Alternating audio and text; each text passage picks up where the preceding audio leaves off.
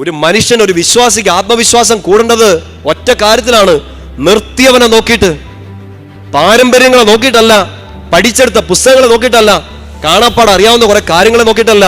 നിങ്ങളെ ആൾക്കാർ പ്രാർത്ഥനക്കാരി, അത്ഭുത പ്രവർത്തകൻ, വിശുദ്ധ എന്ന് വിളിക്കുന്നത് നോക്കിയിട്ടല്ല. നീ നേരെ നിൽക്കേണ്ട ഒറ്റ കാര്യത്തിലാണ്: നേരെ നിർത്തിയവനെ നോക്കിയിട്ട്. പിടികിട്ടണുണ്ടോ? നമ്മളെ ഇവിടെ നിർത്തിയത് കർത്താവാണ്. ചെറിയവന്റെയും വലിയവന്റെയും മുമ്പിൽ നിർത്തും.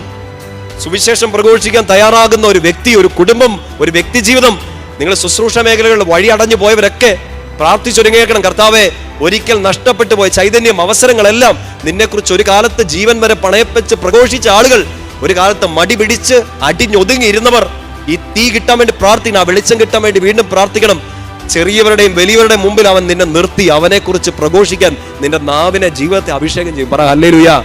ആ ചെറിയവർ ചിലപ്പോ ഇന്ന് വീട്ടിൽ നിൽക്കുന്ന ജീവിത പങ്കാളിയായിരിക്കും, മക്കളായിരിക്കും. അവരോട് നീ സുവിശേഷം പറ, അവരോട് നീ ഈശോയെ വിശ്വസിക്കാൻ പറ. വലിയവരുടെ പ്രാർത്ഥനകൾ ഫലിക്കാൻ എന്താ വഴി? ദൈവേഷ്ടം അറിഞ്ഞ് പ്രാർത്ഥിക്കുക.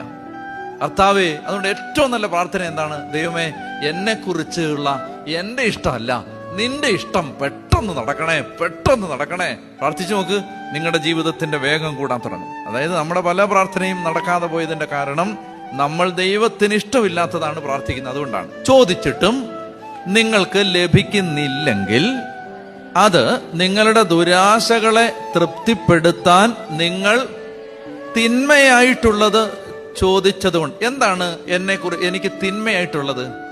എന്നെക്കുറിച്ച് ദൈവഹിതമല്ലാത്തതെല്ലാം എനിക്ക് തിന്മയാണ്.